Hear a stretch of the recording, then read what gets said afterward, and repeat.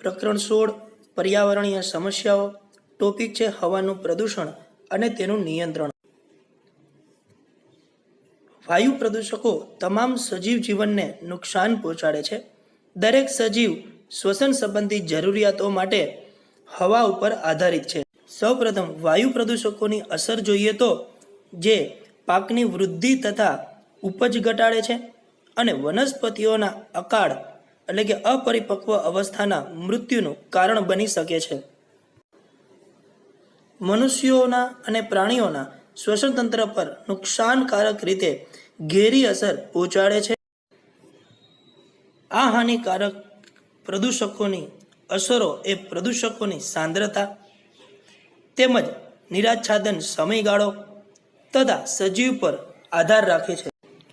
હવે આપણે આ વાયુરૂપ પ્રદૂષકોના સ્ત્રોતની વાત કરીએ તો થર્મલ પાવર પ્લાન્ટ્સના ધૂમ્રસ્તંભો એટલે કે ધુમાડાની ચીમનીઓ, ધાતુ ગાળવાના કારખાનાઓ અને અન્ય ઉદ્યોગો દ્વારા નુકસાનકારક કણ સ્વરૂપે તેમજ વાયુ સ્વરૂપે પ્રદૂષકો નીકળે છે. આ પ્રદૂષકો નાઇટ્રોજન અને ઓક્સિજન જેવા બિનહાનિકારક વાયુઓ સાથે ભળી હવામાં પ્રદૂષકો મુક્ત કરે છે. વાયુ પ્રદૂષણનું નિયંત્રણ જોઈએ તો વાયુમંડળમાં મુક્ત થાય તે પહેલા પ્રદૂષકોને અલગ કરી ગાળણ કરી અને અવશ્ય બહાર કાઢી લેવા જોઈએ. કેન્દ્રીય પ્રદૂષણ નિયંત્રણ બોર્ડ CPCB ના કહેવા પ્રમાણે 2.5 માઇક્રોમીટર કે તેનાથી ઓછા વ્યાસનું કદ ધરાવતા કણરૂપી પદાર્થો માનવ સ્વાસ્થ્યને સૌથી વધુ નુકસાન પહોંચાડવા માટે જવાબદાર છે. આવા આ અતિશય ઝીણો કણો શ્વાસ લેતી વખતે ફેફસામાં ઊંડે જઈ શકે છે. તેથી શ્વાસ તથા શ્વસન સંબંધી લક્ષણો તેમજ ઉત્તેજના, બળતરા અને ફેફસાને નુકસાન થતા અકાળે મૃત્યુ થઈ શકે છે.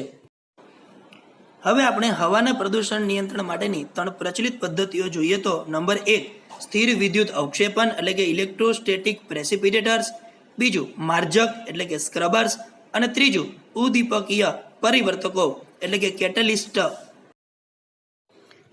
સૌપ્રથમ સ્થિર વિદ્યુત અવક્ષેપણને જોઈએ તો કણરૂપી દ્રવ્યોને બહાર કાઢી લેવાની પ્રચલિત પદ્ધતિ છે. થર્મલ પાવર પ્લાન્ટમાંથી બહાર નિકાલ પામતા વાયુરૂપ પદાર્થોમાં લગભગ 99% કણ સ્વરૂપી દ્રવ્યોને આ પદ્ધતિ દ્વારા દૂર કરી શકાય છે. આકૃતિમાં ધ્યાનપૂર્વક જોઈએ તો એક ઇલેક્ટ્રોડ તાર હોય છે જેમાં હજારો વોલ્ટેજ જળવાયેલો રહે છે અને જેમાંથી વીજ ક્ષેત્ર ઉત્પન્ન થાય છે. તે ઇલેક્ટ્રોનને ઉત્પન્ન કરે છે. આ ઇલેક્ટ્રોન ધૂળના રજકણો સાથે ચોંટી જાય છે અને તેને વાસ્તવિક રીતે ઋણ વીજભાર આપે છે. સંચાલક પટ્ટિકાઓ તળિયાના ભાગે આવી જાય છે અને તે વીજભારિત થયેલા ધૂળના રજકણોને પોતાની તરફ આકર્ષી લે છે. સંચાલક પટ્ટિકાઓની વચ્ચે હવાનો વેગ એકદમ ઓછો જ હોવો જોઈએ કારણ કે ધૂળના રજકણોને નીચે પાડી દેવા માટે આ ઓછો વેગ જ પૂરતો હોય છે. બીજી પદ્ધતિ છે માર્જક એટલે કે સ્ક્રબર્સ. આ પદ્ધતિમાં સલ્ફર ડાયોક્સાઇડ જેવા વાયુઓને દૂર કરી શકાય છે.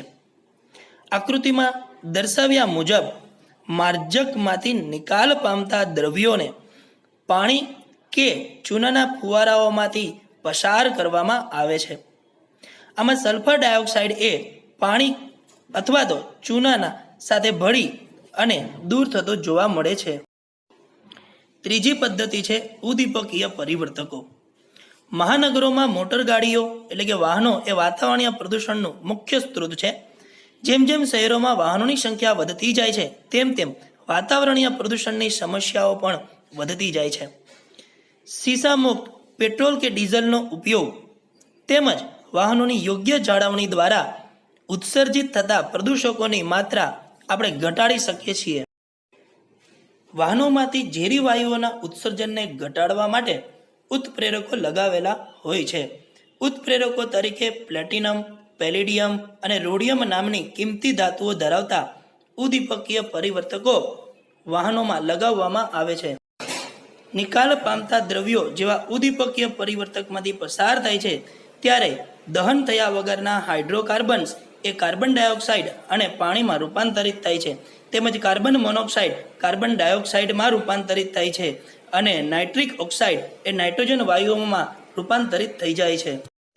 આમ હાનિકારક વાયુઓ બિનહાનિકારક વાયુઓમાં રૂપાંતરિત થઈ જાય છે. આમ આ પરિવર્તકોથી સજ્જ વાહનોમાં શીશા રહિત પેટ્રોલનો ઉપયોગ કરવો જોઈએ, કારણ કે પેટ્રોલમાં રહેલું શીશું આ ઉદ્દીપકોને નિષ્ક્રિય કરે